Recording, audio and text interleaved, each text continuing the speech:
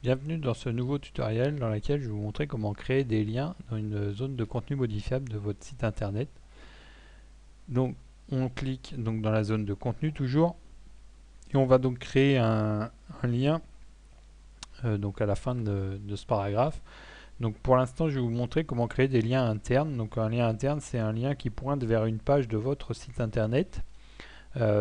C'est assez fréquemment utilisé pour pointer notamment sur une page de contact ou sur une page qui détaille un peu plus en- un peu plus précisément une rubrique.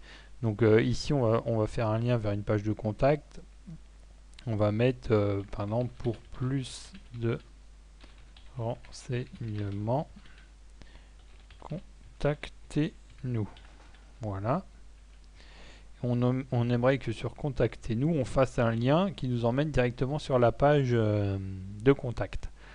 Donc là, en fait, on sélectionne le texte et on appuie, donc on clique sur l'icône lien de la barre d'outils. Voilà, donc là, il y a une fenêtre qui s'ouvre, qui contient différentes informations concernant le lien. Donc le type de lien, donc URL, donc pour l'instant, on a que celle-là de définie. Et ici, donc on a le choix entre lien externe ou lien interne. Donc on va choisir un lien interne. Et ici, l'URL du lien, en fait, c'est le nom de la page. Donc le nom de la page, vous pouvez le retrouver ici dans la barre d'adresse de votre navigateur. Donc c'est quelque chose, donc vous avez l'adresse de votre site, donc qui s'appelle par exemple www. Le nom de votre site internet.com ou .fr slash, et après vous avez le nom de la page. Donc en général, une page de contact, elle va s'appeler contact. Alors soit PHP, soit HTML suivant les sites internet. Donc là, on va mettre contact.php. Et donc vous faites OK. Et voilà. Donc là, on voit que le texte a été mis en italique souligné. Alors après, les liens, les différents types de liens en fait peuvent changer suivant les sites internet. Euh, donc voilà. Donc là, on a créé notre lien interne. Donc on fait enregistrer. Donc voilà, donc pour vérifier si le lien fonctionne correctement, en fait il faut se déconnecter de l'administrateur. Donc je me déconnecte et ici donc j'ai bien mon lien et si je clique, voilà, j'arrive donc sur ma page de contact. Donc voilà un lien interne. Donc là je retourne sur ma page d'accueil, je me reconnecte avec mon nom d'utilisateur, mon mot de passe. Voilà. Donc là je retourne donc dans mon back office en tant qu'administrateur du site. Et donc on va créer un lien externe. Donc un lien externe, ça peut être vers un lien vers un site internet d'un fournisseur ou d'un partenaire par exemple. Donc là, on va faire un lien vers mon site internet à moi par exemple.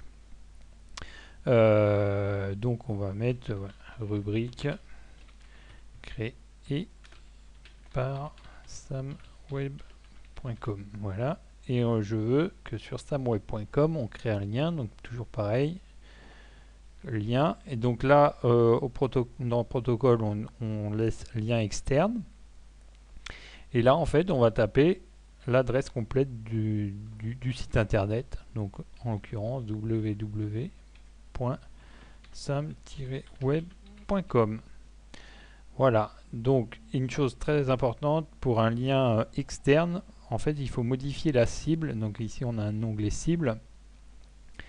Et donc dans cible, vous avez fenêtre pop-up, nouvelle fenêtre, fenêtre supérieure, même fenêtre, fenêtre parent. Donc même fenêtre, ça va ouvrir le site internet à la place de votre site.